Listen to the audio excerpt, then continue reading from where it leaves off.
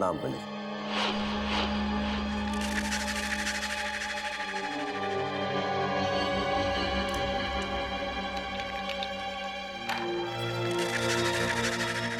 भवानी, तुम अच्छी तरह जानते हो पंडित जगन्नाथ रमल खेलते वक्त किसी से मिलना पसंद नहीं करते। फिर ऐसी कौन सी व्यवस्था थी जो तुम्हें इस वक्त हमारे कक्ष में खींच लाई? आपके लौट आने का प्रश्न हमने तुमसे नहीं, भवानी से किया है। और तुम ये भी जानते हो पंडित जगन्नाथ के कक्ष में आने से पहले अनुमति लेना आवश्यक होता है, जो तुमने अभी तक नहीं ली। अनुमति के बिना प्रवेश करने के लिए मैं क्षमा चाहता हूं गुरुदेव। मैं जानता हूं कि मुझे अपने सामने देखकर आपको प्रसन्नता नहीं होगी, परंतु इतने दिनों पश्चात आपको देखकर जो मुझे सुख प्राप्त हुआ है उसका वर्णन आपका ये शिष्य शब्दों में नहीं कर सकता गुरुदेव। मत कहो मुझे गुरुदेव। तुम्हारे जैसा विश्वासघाती और क्रूर व्यक्ति कभी मेरा शिष्य नहीं हो सकता। तुमने चुनारगढ़ की अबोध मासूम बालक को अगवा कराया है।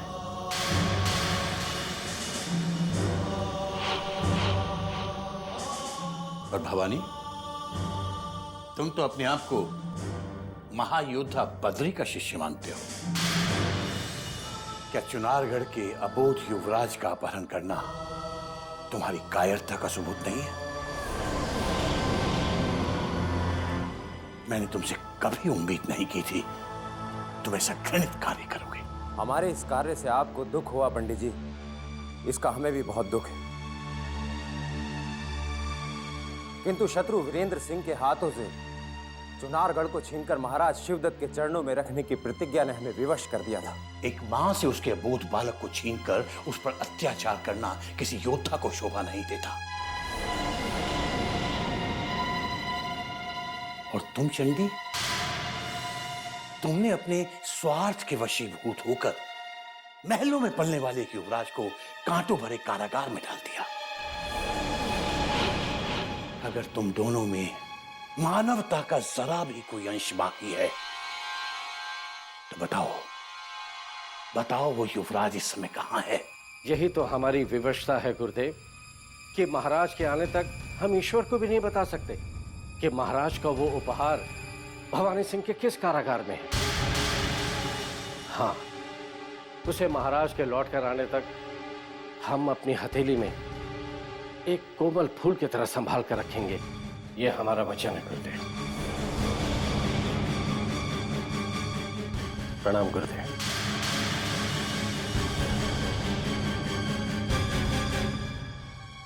प्रणाम।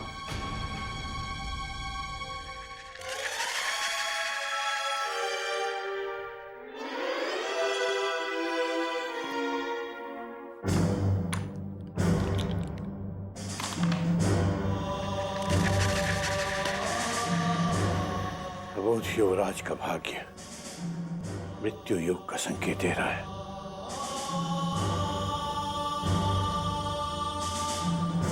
शिवगढ़ के हित में लगता है मुझे खुदा बख्श को बुलाकर फिर से अपना कार्य आरंभ करना ही होगा, वरना उस अबोध बालक का जीवन मृत्यु में बदल जाएगा।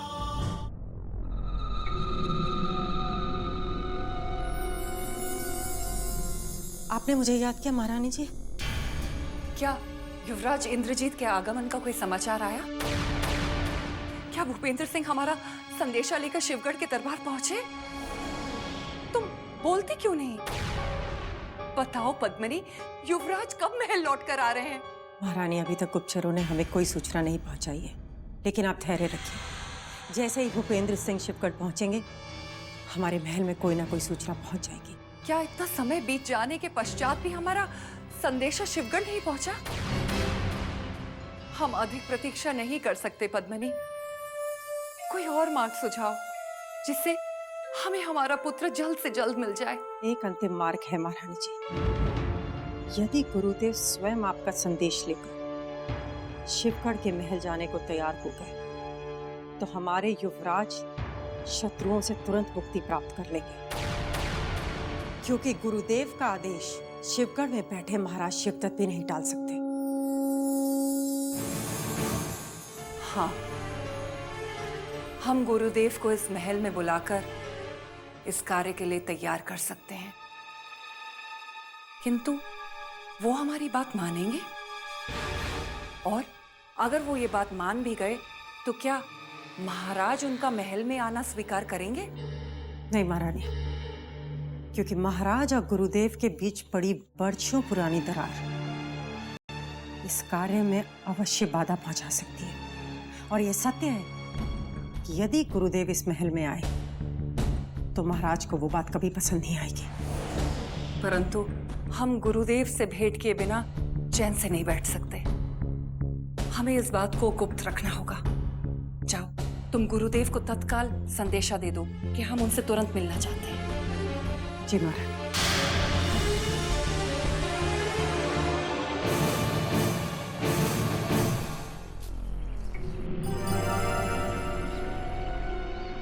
गुरुदेव!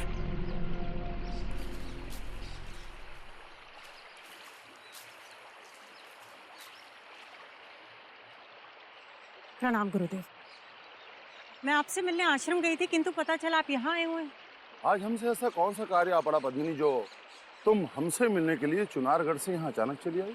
महारानी चंद्रकांता आपसे तुरंत भेंट करना चाहती है। मैं उनका यही संदेश लेकर आपके पास आई हूँ। तो अंततोगत्वा महारानी चंद्रकांता को हमारा स्मरण हो ही आया, किंतु अब तो बहुत विलम्ब हो चुका है पद्मिनी। महारानी की ममता उनसे बिछोड़ करके बहुत दूर जा चुकी है। आपसे भला क्या छुपा रह सकता है गुरुदेव, किंतु अपने पुत्र से बिछड़ने के बाद महारानी जैसे सारे संसार से विरक्सी हो गई हैं। वो दिन रात अपने युवराज की यादों में खोई रहती हैं गुरुदेव। एक आप ही हैं जो उन्हें उनकी खोई खुशियां वापस लौटा सकते हैं। इसलिए मैं आपसे चुनारगढ़ के महल में चलने की प्रार्थना करने आई हूँ गुरुदेव। हम चुनारगढ़ के राजमहल में कदापि नहीं जाएंगे पद्मिनी, ये तो भली भांति जानती हो। ऐसे भी महाराज वीरेंद्र सिंह हमें अपने समक्ष पा करके कदाचित पसंद नहीं होंगे। जानती हूँ कि आप दोनों के बीच अभी भी बहुत गहरे मतभेद हैं गुरुदेव, किंतु ये समय अपने पुराने घावों को कुरेदने का नहीं बल्कि एक माँ को उसके पुत्र से मिलाने का है। क्या आप नहीं चाहते कि चुनारगढ़ के महल में वापस खुशियाँ लौटाएं गुरुदेव?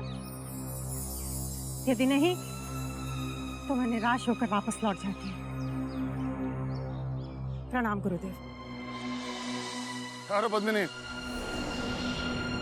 महाराज वीरेंद्र सिंह और हमारे बीच के गहरे मतभेद हमें अब भी चुनारगढ़ के राजमहल जाने से रोक रहे हैं, किंतु दुखी महारानी के आंसू हमें उसी राजमहल में जाने को विवश कर रहे हैं। चलो हम तुम्हारे साथ चुनारगढ़ चलते हैं। चलिए गुरुदेव।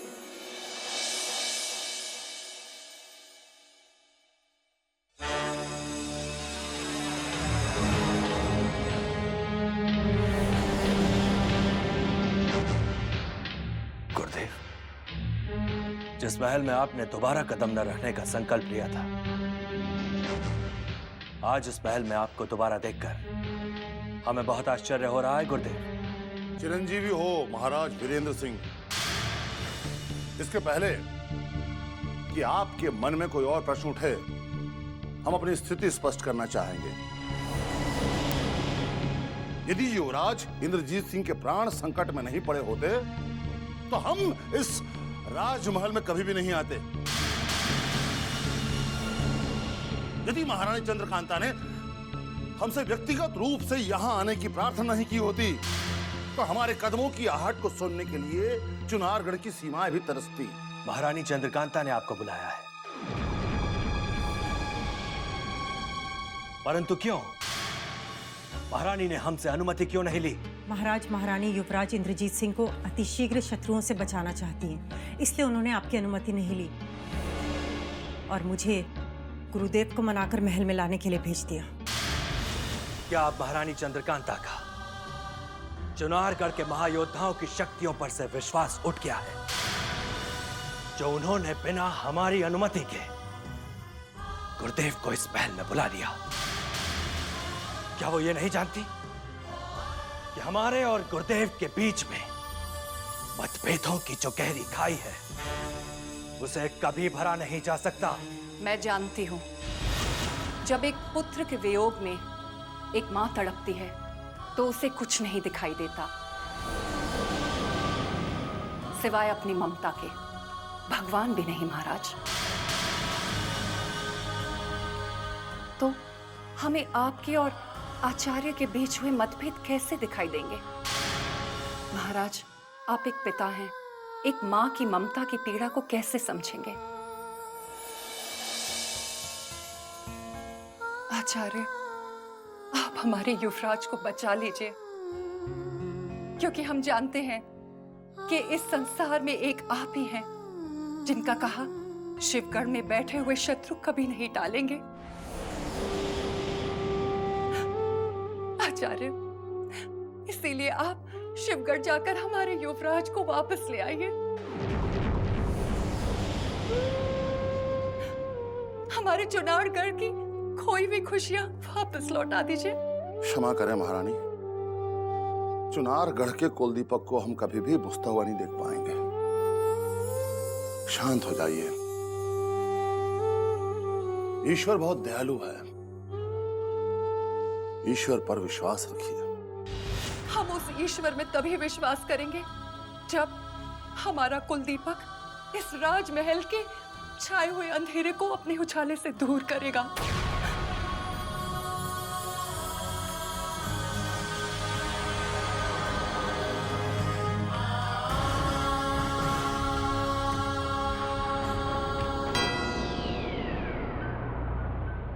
पद्मिनी, हमारी तरफ से महारानी चंद्रकांता को कहना कि हमारे होते हुए चुनारगढ़ के युवराज इंद्रजीत को कुछ भी नहीं होगा। हम अवश्य ही उनके प्राण बचा लाएंगे। कल्याण हो।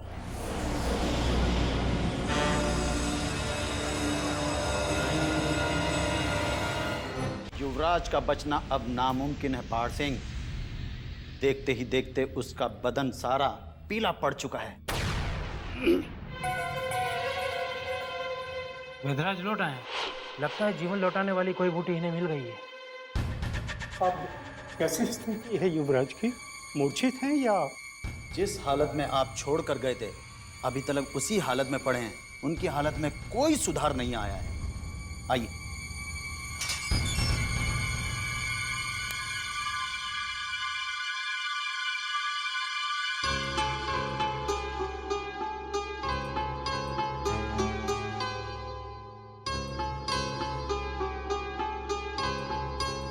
यदि इस बूटी से युवराज का जीवन नहीं लौटा तो फिर युवराज को नहीं बचाया जा सकता। ये वो दुर्लभ संजीवनी बूटी है जो भाग्य से मेरे हाथ पड़ गई।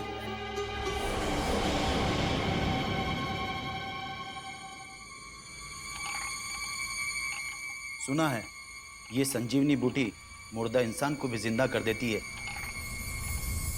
मुझे उम्मीद है कि ये बूटी जरूर युवराज की जिंदगी लौटा देगी। प्रयास करना मेरा काम, बाकी ईश्वर की इच्छा।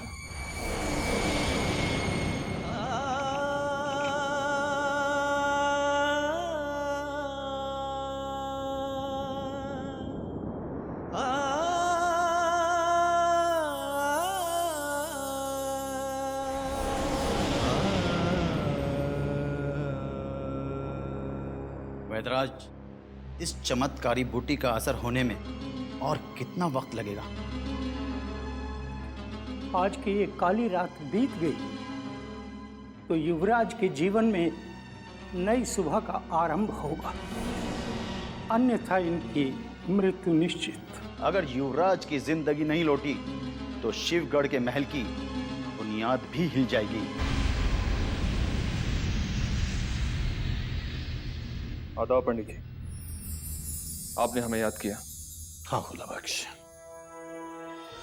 तुम्हें किसी न किसी तरह तुरंत उस गुप्त स्थान का पता लगाना है जहां चंडी और भवानी ने चुनारगढ़ के युवराज इंद्रजीत को बंदी बना के रखा हुआ है। मैं अभी और इसी वक्त आपके हुक्म की तामील करता हूं। पंडित जी, उस युवराज के अगवा होने की खबर जंगल में लगी आग की तरह सारे राज्य में फैल चुकी है और नगर में तरह तरह की अफवाहों का बाजार गर्म होने लगा है। क्या चर्चा है नगर में? हमें उस विषय में पूरी जानकारी दो। चंडीलाल की योजनाओं को मानकर चुनारगढ़ के युवराज को खुद महाराज शिवदत्त ने भवानी सिंह के हाथों अगवा करवाया है और अब उस मासूम युवराज की गर्दन पर तलवार रखकर महाराज शिवदत्त, महारानी चंद्रकांता और महाराज वीरेंद्र सिंह से अपना खोया हुआ राज्य छीनने वाले हैं। पंडित जी, इस तरह की कई सारी अफवाहें बाजार में फैल चुकी हैं।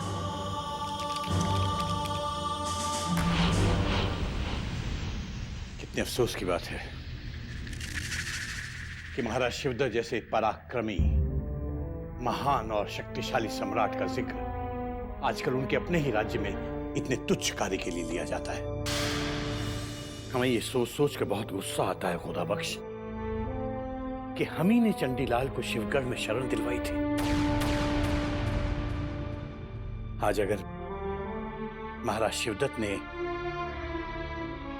सही तैयारी के साथ और सही समय पर महाराज वीरेंद्र सिंह को युद्ध में परास्त करके चुनारगढ़ पर विजय प्राप्त की होती तो कितनी जय जयकार होती। किंतु इस समय हमें युवराज की चिंता है। तुम फौरन जाके पता करो कि वो किस हाल में है और कहां है। मैं उसका हाल और पता जानकर फौरन आपकी खिदमत में हाजिर होता हूं पंडित जी। खुदा हाफिज।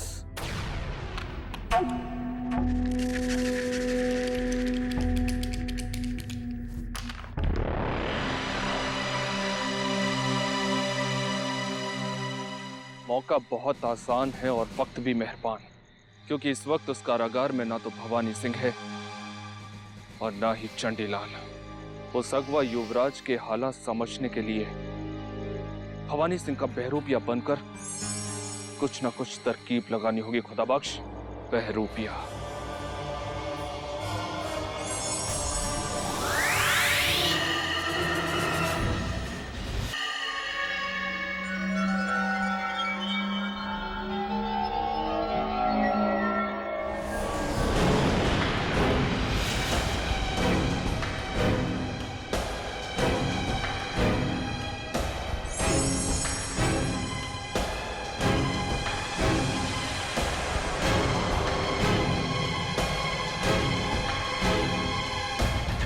सलाम हुजूर।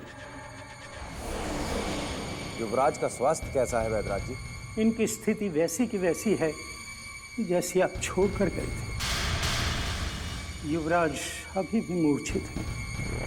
इसका तात्पर्य हुआ चुनारगढ़ के इस युवराज को यातना दे देकर भवानी सिंह ने मृत्यु की कगार पर पहुंचा दिया। अगर आज की रात निकल गई और संजीवनी बूटी ने अपना पूरा असर दिखा दिया तो युवराज के जीवन की थोड़ी आशा की जा सकती है। संजीवनी बूटी? मैंने कहा था ना कि संसार में यही एक दुर्लभ जड़ी बूटी है जो युवराज के उपचार में उपयोगी होगी।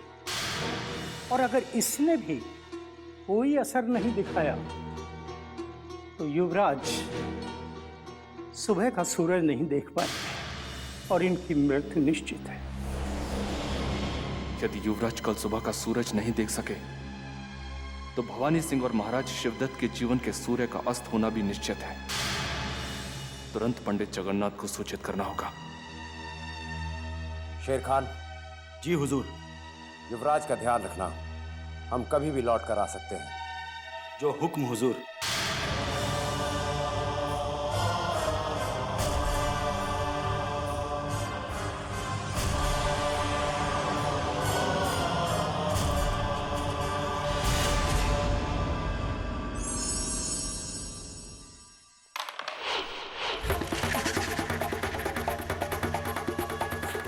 युवराज का भाग्य मृत्यु योग का संकेत दे रहा है।